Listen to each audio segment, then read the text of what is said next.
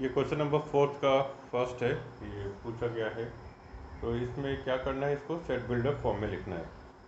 तो set builder form में लिखते वक्त let's say this is set A, then A equals to the set of, थोड़ा अच्छा से लिखूँ, the set of all x such that x क्या है, तो 3, 6, 9, 12 कॉमन प्रॉपर्टी दिख रही है कि ये 3 के मल्टीपल हैं, फर्स्ट 4 मल्टीपल्स है ना। तो x इक्वल्स टू 3y, 3 का टेबल चल रहा है ना, 3 1 जा, 3 2 जा, 3 3 जा, 3 4 जा, तो 3y where y belongs to n natural number, मतलब 0 नहीं हो सकता, 0 से बड़ा ही होगा, and y is less than और equals to 4। Okay, this is the way I can show it like this. तो अब और भी तरीकों से आप दिखा सकते हैं। ये नेक्स्ट क्वेश्चन था 2 4 8 16 32, ये भी क्वेश्चन नंबर 4 का ही है। तो इसमें क्या कॉमन प्रॉपर्टी नजर आ रही है, तो ये 2 square, 2 cube, 2 to the power 4, 2 to the power 5, तो b equals to the set of all x such that x is equals to 2 to the power something है ना। तो let's say 2 to the power n, n क्या है, तो 1 है, 2 है, 3 है, 4 है, 5 है। तो let's say n belongs to natural number and n is less than और इक्वल्स टू 5 है ना। नेचुरल नंबर बोल दिया तो 0 या नेगेटिव नहीं हो सकता, फिर 5 है या तो उससे छोटा है और नेचुरल नंबर है, तो 1 2 3 4 5 इन्हीं में से कोई होगा। तो बाकी के क्वेश्चंस मैंने देखे आप लोगों ने लगता है चैप्टर पढ़ भी लिया है और सही बनाए हैं। तो अब हम इसमें आगे चलते हैं, जो एक दो क्वेश्चन बचे आप खुद से ट्राई कीजिए। तो नेक्स्ट टॉपिक जो हम डिस्कस करने वाले हैं वो है टाइप्स ऑफ सेट्स। तो सेट कितने टाइप्स के होते हैं, तो अभी तो आप एनसीईआरटी की टेक्स्ट बुक देखेंगे तो इसमें 2 3 4 प्रकार के सेट्स दिए हैं, और आर डी शर्मा वगैरह चेक करेंगे तो उसमें ज़्यादा उन्होंने लिखे हैं, but that doesn't matters any difference, makes any difference. Empty set नाम से ही पता चल रहा है।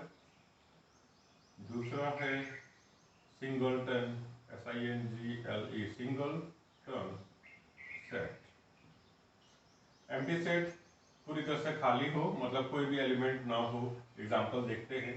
सिंगलटन सेट, सिंगल, एक ही एलिमेंट हो या एक ही ऑब्जेक्ट हो। फिर इसके बाद में इन्होंने बोला है finite set, limited number of elements are present, and then infinite sets. तो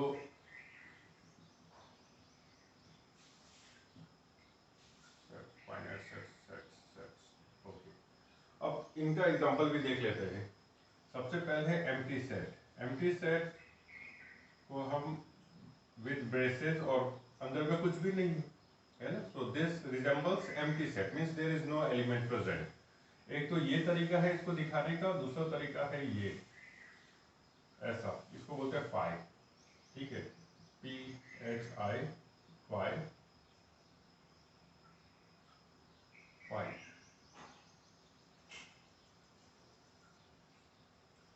तो एम्प्टी सेट को आप दिखाते हैं तो मोस्टली इसी सिंबल से दिखाना है, और अगर ये सिंबल याद नहीं रहता है तो आप एम्प्टी सेट ऐसा भी ब्रेसेस के साथ दिखा सकते हैं। तो सिंगलटन सेट कैसा सेट है, तो एम्प्टी सेट को हम इन दो सिंबल्स है ना, ये इसको सिंबलाइज करते हैं। इसमें एक और एग्जांपल ले लेता हूँ। इन दोनों के बाद में अगर आपको मैंने ऐसा लिख करके दे दिया, तो ये एम्प्टी सेट, ये अगर कोई सेट है A, तो set A is not empty set because it has this, है ना। अब इसको अगर आप लिखते तो इसके अंदर में एक एलिमेंट तो है, ठीक है, तो ये एम्प्टी सेट का सिंबलाइज नहीं करता। अगर कहीं ऐसा लिखा हुआ है तो इसके अंदर एक सिंगल एलिमेंट है, ठीक है। आप फर्दर पढ़ेंगे इसमें तो फिर ये चीज़ें और भी क्लियर हो जाएंगी कि क्यों इसको हम एम्प्टी सेट नहीं मान रहे हैं, या इसके और क्या क्या मीनिंग। क्योंकि देखिए इसके साथ में अगर हमने 1 रख दिया तो अब इसमें कितने एलिमेंट हैं? तो 2 एलिमेंट है ना। इस सिंबल को अगर मैं ऐसा बना दूं तो इसमें 2 एलिमेंट है, इसलिए अगर सिंगल ये रहे तो एक एलिमेंट है। तो ये सेट मतलब सेट ए अभी एम्प्टी नहीं हुआ।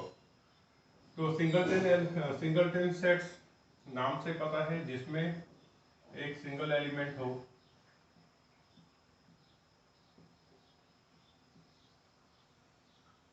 फाइनाइट सेट जिसमें लिमिटेड नंबर हो, चाहे वो 20 हो, 30 हो, 100 हो, 10,000 हो, वो फाइनाइट सेट कहलाएगा। और इनफाइनाइट सेट्स जिसमें अनकाउंटेबल हो, है ना, जैसे कि set of all natural numbers, वो फाइनाइट हुआ या इनफाइनाइट हुआ? तो इनफाइनाइट हो गया। Set of all integers, but set of English alphabets, वो फाइनाइट सेट हो गया, है ना।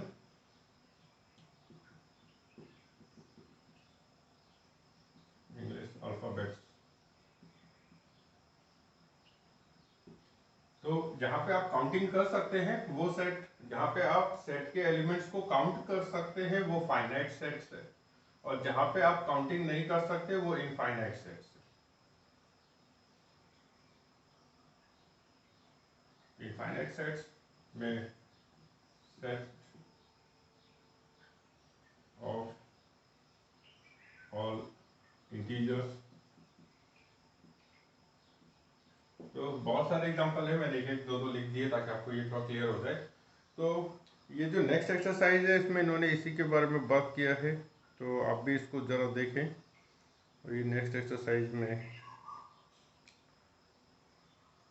ओके, फिर इसके बाद में इन्होंने एक जगह बात की है इक्वल सेट्स की। इन्होंने कहा if A and B are two sets such that every element of A is also an element of B and every element of B is also present in A, then both the sets are called equal sets. Okay, तो इन चारों के बाद में ये एक पांचवा है set, इसका नाम है इक्वल सेट्स। और ये कह रहे हैं कि दो सेट्स A और B अगर इक्वल हैं तो जो एलिमेंट ए में मौजूद हैं, जो ए में प्रेजेंट है, वही बी में भी हो, और जो बी में है वो ए में भी हो, है ना। ऑर्डर तो मैटर नहीं करता सेट के एलिमेंट्स को लिखते वक्त। तो जो ए के एलिमेंट है वो बी में दिख रहे हैं और जो बी का एलिमेंट है वो ए में दिख रहा है, then we say that the set A is equal to set B. दोनों में इक्वल एलिमेंट है ना, और आइडेंटिकल एलिमेंट्स है, सेम होने चाहिए। ये नंबरिंग के हिसाब से नहीं। अगर मैं एक सेट सी लिख दूं जिसमें कि ए बी सी डी, तो ये ए को भी इक्वल नहीं है और सेट सी सेट बी को भी इक्वल नहीं है। तो इसमें नंबर ऑफ एलिमेंट्स से लेना देना नहीं है, आइडेंटिकल एलिमेंट्स होने चाहिए। जो एलिमेंट्स ए में मौजूद है वही बी में भी होना चाहिए, और जो बी में है वो ए में होना चाहिए, है ना।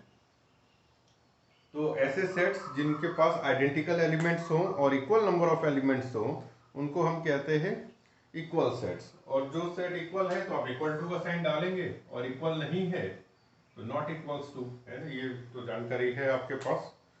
तो इसके बाद में बच्चों यहाँ पे एक सेकंड एक्सरसाइज आ जाती है। इस सेकंड एक्सरसाइज को आप देखेंगे तो बड़ी सिंपल सी एक्सरसाइज है। तो इसके बाद में हम बात करते हैं सबसेट्स की। तो ये सबसेट्स लेकर के अक्सर बच्चों में कंफ्यूजन होता है। तो ये टाइप्स ऑफ सेट के ऊपर में सेकंड एक्सरसाइज है। इसको आप लोग इसको आप लोग सॉल्व कर ले, बना ले, और फिर देखते हैं सबसेट्स किसे कहते हैं। तो यहाँ सबसेट्स की डेफिनेशन जैसा टेक्स्ट बुक में दिया है, मैंने भी कुछ वैसे ही लिखा है। If A and B are two sets such that every element of set A is present in set B, then set A is called subset of B। देखिए जैसे कि इंस्पेक्टर और सब इंस्पेक्टर होता है ना, और फिर सबऑर्डिनेट्स होते हैं, वैसे ही सबसेट्स होते हैं। Every power that sub inspector has, inspector also have that all those power, है ना। फूड इंस्पेक्टर भी ले सकते हैं, पुलिस इंस्पेक्टर भी ले सकते हैं। तो सब इंस्पेक्टर के पास में जो कुछ भी पावर है वो सारी पावर इंस्पेक्टर के पास में भी है। तो जो पावर इनके पास है वो सब के सब यहाँ पे मौजूद है, इसलिए ये इसका सब है, सबऑर्डिनेट है ना।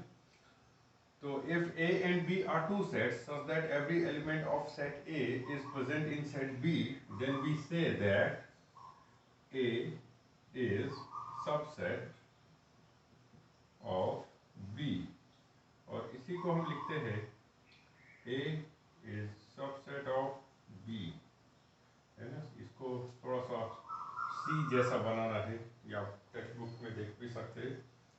तो ए बी का सबसेट हो, इसके लिए क्या होना चाहिए कि ए के पास जो भी एलिमेंट है वो सब बी में जरूर दिखने चाहिए। तो मैं इसके लिए एक एग्जांपल ले लूं। मान लेते हैं हमारे पास एक सेट है ए, इसमें एलिमेंट है 1 2 10, और एक सेट है बी, बी में एलिमेंट है 10 20 1 2 3। तो ए के पास जो एलिमेंट है वो बी में नजर आ रहे हैं, है ना। ए के पास में 1 है 2 है 10 है, तो बी के पास में भी 1 2 और 10 तो है। फिर उसके अलावा और क्या है या क्या नहीं है उससे लेना देना नहीं। तो ए हम इस केस में लिखेंगे this implies A is subset of B. Okay, अब अगर ऐसा केस होता कि x करके एक सेट है जिसमें 1 2 3 4, और फिर y भी एक सेट होता जिसमें एलिमेंट है 1 2 3 4, तो क्या दिख रहा है कि दोनों ही सेट इक्वल हैं, they have identical elements and same number of elements, so both the sets are equal here.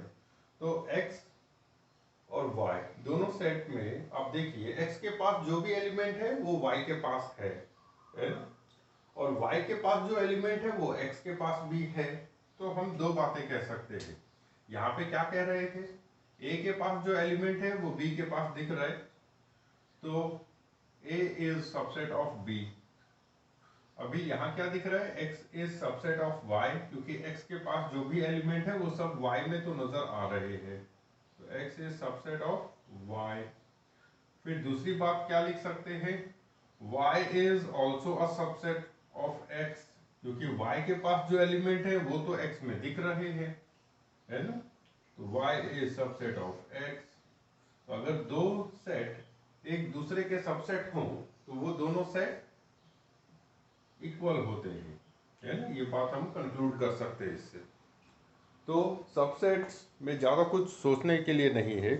अगर x के पास में जो एलिमेंट है वो सारे के सारे एलिमेंट y सेट में दिख रहे हैं, फिर उसके अलावा कुछ और दिखे या कुछ और न दिखे कोई मतलब नहीं, जो x के पास है वो सब y के पास भी है, तो x y का सबसेट हो गया।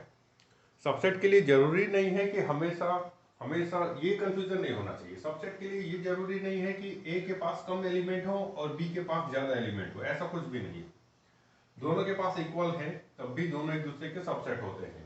एक के पास ज्यादा है एक के पास कम है, लेकिन जो यहाँ प्रेजेंट है वो सब यहाँ भी प्रेजेंट है, तो सबसेट होगा। तो सबसेट ये एक सिंपल सा टॉपिक है, ये आपको समझ रहा है। अब सबसेट के बाद में एक और है जिसको हम बोलते हैं प्रॉपर सबसेट। ठीक है, प्रॉपर सबसेट और तो सबसेट और प्रॉपर सबसेट में तो लिख दिया है proper subset, if A and B are two sets such that every element of set A is present in set B। ये जस्ट सबसेट के डेफिनेशन के जैसा ही है यहाँ तक, है ना, एग्जैक्टली सेम। एंड ये एक्स्ट्रा पार्ट आ गया इसमें, ये क्या एक्स्ट्रा पार्ट आया, and A is not equals to B। मतलब जो एलिमेंट A में है वो सब B में तो होने चाहिए, लेकिन सेट A और सेट B इक्वल नहीं होने चाहिए। मतलब क्या हुआ कि A के सारे एलिमेंट तो B में है और B के पास A के मुकाबले ज्यादा एलिमेंट होंगे, है ना। तो यहाँ पे ये दोनों सेट में से A के सारे एलिमेंट B में है और B के पास ज्यादा एलिमेंट हैं A के मुकाबले, तब हम कहते हैं A is proper subset of B। जैसे कि A के पास में है 1 2 3 और B के पास में है 1 2 3 10 20। तो यहाँ पे हम कहेंगे A के पास में 1 2 3 है, B के पास में 1 2 3 है और कुछ एक्स्ट्रा भी है। तो A is proper subset of B। तो सबसेट और प्रॉपर सबसेट में डिफरेंस ये है कि सबसेट में हमें, अगर मैंने ये कहा कि A is subset of B, we don't know whether they are equal और नॉट। बट प्रॉपर सबसेट में बिल्कुल पता है कि A अगर प्रॉपर सबसेट है B का, तो A और B इक्वल नहीं होंगे, है ना। B को हमेशा ज्यादा एलिमेंट होना चाहिए A के मुकाबले। तो सबसेट और प्रॉपर सबसेट में डिफरेंस ये है कि अगर A B का सबसेट है तो A और B इक्वल है या नहीं ये हम कह नहीं सकते। हो सकता है कि B भी A का सबसेट हो, बट जब प्रॉपर सबसेट का साइन दिया है तो ये बात फिक्स है कि A के पास में B के मुकाबले कम एलिमेंट है and A and B are not equal. तो ये दोनों बातें थोड़ा कंफ्यूजन तो क्रिएट करती है, तो आप इनको समझ ले अच्छे से। अगर कोई कंफ्यूजन रहे बिल्कुल क्वेश्चन भेजिए उसके बारे में। तो प्रॉपर सबसेट के केस में जैसे कि सब इंस्पेक्टर और इंस्पेक्टर, तो सब इंस्पेक्टर के पास जो पावर है वो सभी की सभी पावर इंस्पेक्टर के पास भी है, लेकिन इंस्पेक्टर के पास में और भी एडिशनल पावर होती है, जैसे कि वो सब इंस्पेक्टर को ऑर्डर दे सकता है ना। बट सब इंस्पेक्टर इंस्पेक्टर को ऑर्डर नहीं दे सकता। तो ये वही बात है, ये सब इंस्पेक्टर है और ये इंस्पेक्टर है। तो इसके पास में जो पावर है वो इसके पास में भी है, लेकिन इसके पास में एडिशनल भी कुछ पावर्स है, मतलब इसके पास कुछ एडिशनल एलिमेंट्स भी होंगे। तो यहाँ पे इक्वल नहीं होता है सबसेट, प्रॉपर सबसेट्स में। सबसेट में कुछ भी हो सकता है, इक्वल हो चाहे इक्वल ना हो, doesn't matters. A is subset of B, आप ये भी कह सकते हैं, ठीक है। अगर ये हमने इस पे लागू कर दिया इन दोनों पे तो ठीक है, कोई बात नहीं। Of course A is a subset of B, लेकिन ये कहना यहाँ पे ज्यादा सही है ना। ये बात हमें ज्यादा सही लग रही है कि A is proper subset of B because we know the elements, है ना। प्रिसाइजली हमें सब पता है कि कौन से एलिमेंट किस में मौजूद है।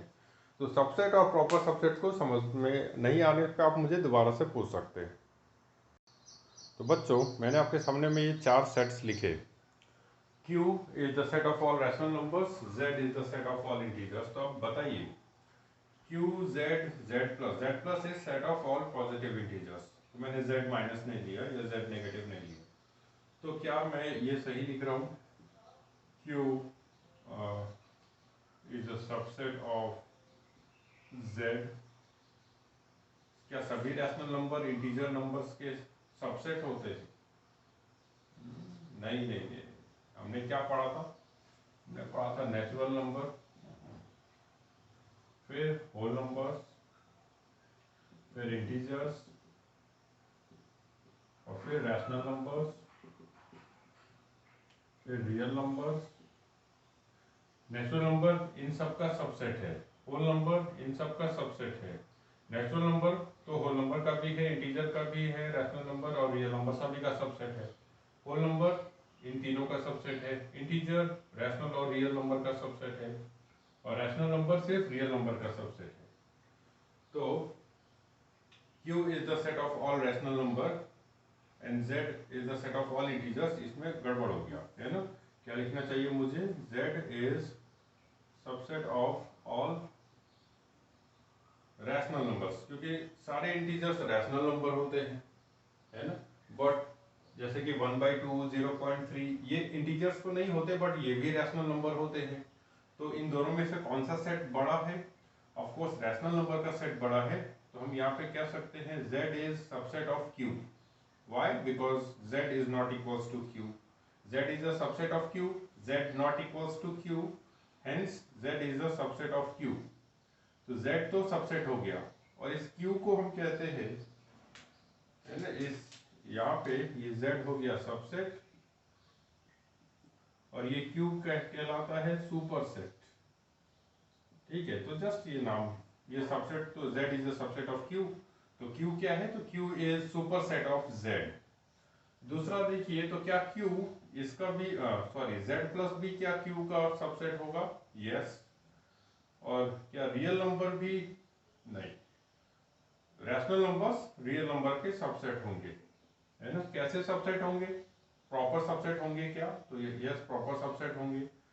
तो Q is proper subset of R, है ना। सारे रैशनल नंबर्स रियल नंबर्स में ही आते हैं, रियल नंबर में इरैशनल और रैशनल करके आते हैं, तो दोनों में से कौन बड़ा हो गया, तो रैशनल नंबर का सेट बड़ा हो गया, तो ये सुपर सेट हुआ इसके लिए। और ये sorry rational numbers real numbers का प्रॉपर सबसेट है। Set of rational number is proper subset of real number and the set of real number is super set of rational numbers. तो ये इनके ऊपर में बात थी। आइए अब हम देखते हैं कि एक सेट के कितने सारे सबसेट्स बन सकते हैं।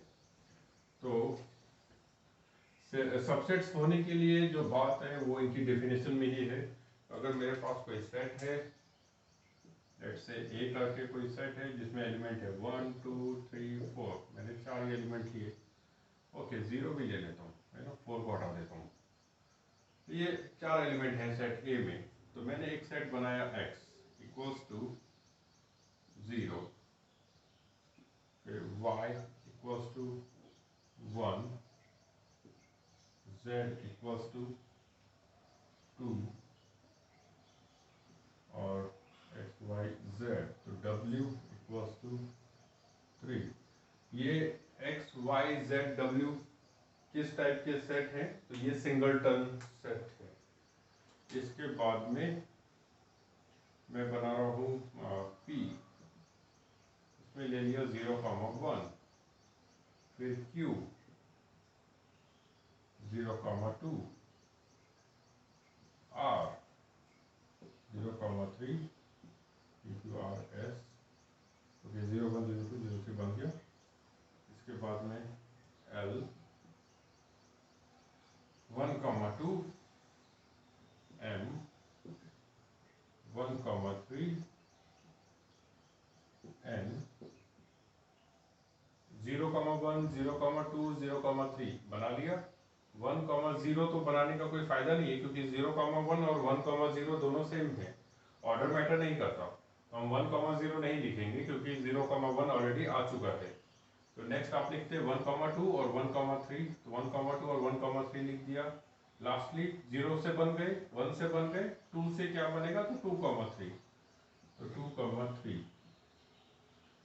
तो हमने 1 2 3 4 5 6 7 8 9 10 10 सबसेट तो बना लिए, मैं कह रहा हूँ 10 सबसेट बना लिए ए के, है ना। और इसके बाद में एस नाम से एक और सबसेट में लिख रहा हूँ जिसमें मैंने लिख दिया है 1 2 3 और 0, और फिर u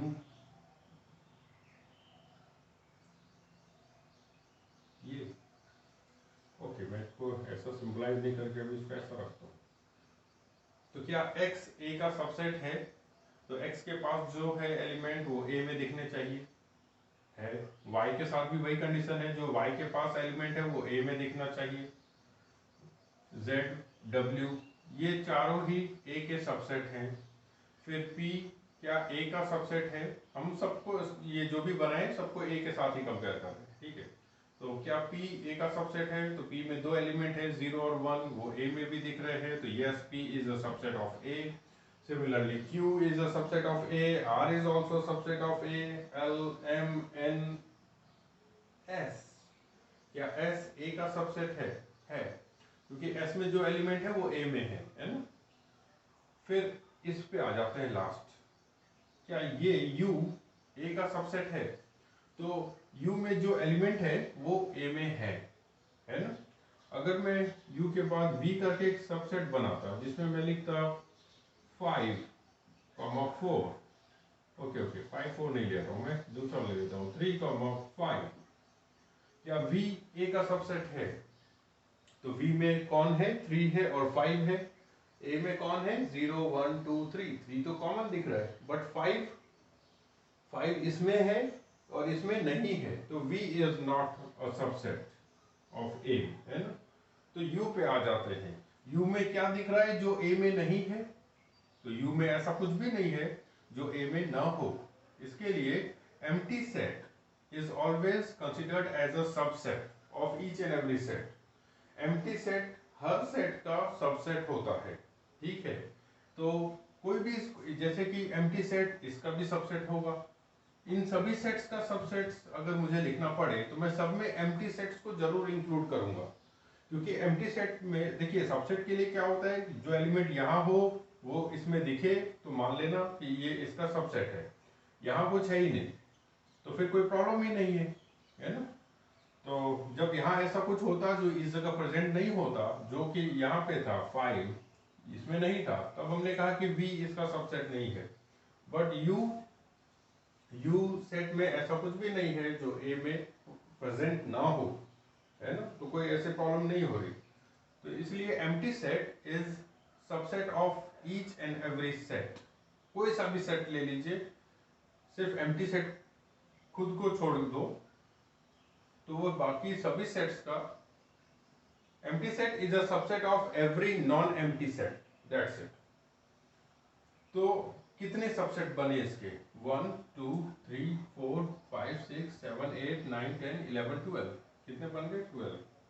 तो क्या यही मैक्सिमम नंबर थे, तो पता नहीं चल पा रहा है कि क्या क्या इससे और भी ज्यादा।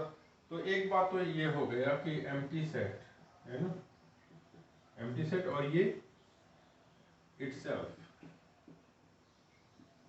every set is a subset of itself and empty set is also a subset of itself। तो ये दो बातें हम ध्यान में रखेंगे कि एम्प्टी सेट हर एक सेट का, हर एक नॉन एम्प्टी सेट का सबसेट होता है, और दूसरा हर सेट खुद का भी सबसेट होता है। तो आइए अब इसमें एक और चीज जोड़ता हूं मैंने अभी काउंट किए तो मुझे मिले 12 सबसेट्स, लेकिन एक फॉर्मूला है जिसके हिसाब से पता चल जाता है कि किसी भी सेट के कितने सबसेट्स हो सकते हैं। तो number of subsets equals to 2 to the power n, where n is the number of elements। तो यहाँ पे कितने हैं, 4 एलिमेंट्स हैं, 2 to the power 4 that means 16। हमने काउंट किया तो 12 ही मिले, मतलब और 4 हैं, और 4 हैं तो वो कौन से हो गए। तो मैंने सिंगलटन सेट बनाया, डबल वाले भी बना लिए, खुद इसी सेट को भी रख दिया, एम्प्टी सेट को भी रख दिया, 3 वाले नहीं बने हैं, है ना, तो इनको भी बना लेते हैं। तो बी करके एक सेट मैंने बना लिया, क्या नाम दिया, बी, और बी में 0 1 2 ये हो गया, फिर सी 0 1 3, है ना, तो 2 मिल गए, और 2 चाहिए, बी सी डी, 0 1 2 हो गया, 0 1 2 0 1 3, फिर नेक्स्ट 0 2 3 0 2 3, और फिर लास्टली ई 1 2 3 1 2 3। तो मैंने टोटल 16 सबसेट्स बनाए। तो किसी भी सेट के कितने सबसेट बनते हैं, तो उसके लिए ये एक फॉर्मूला है 2 to the power n, where n is the number of elements। तो ये सबसेट्स बनाना थोड़ा प्रैक्टिस का काम है। तो आपके पास में सेकंड एक्सरसाइज भी है और थर्ड एक्सरसाइज भी है, आप इन दोनों एक्सरसाइज को प्रैक्टिस कीजिए और मुझे बताइए कि इसमें क्या क्वेश्चन नहीं बन रहे हैं। आयुष पांडे और आयुष, जो दोनों आयुष हो, और एक तो ये हो गया, आप बच्चों जो काम मिल रहा है वो करते ही जाओ, बाकी कोई करे ना करे उससे कोई फर्क नहीं पड़ता, because most of the people are sleeping only.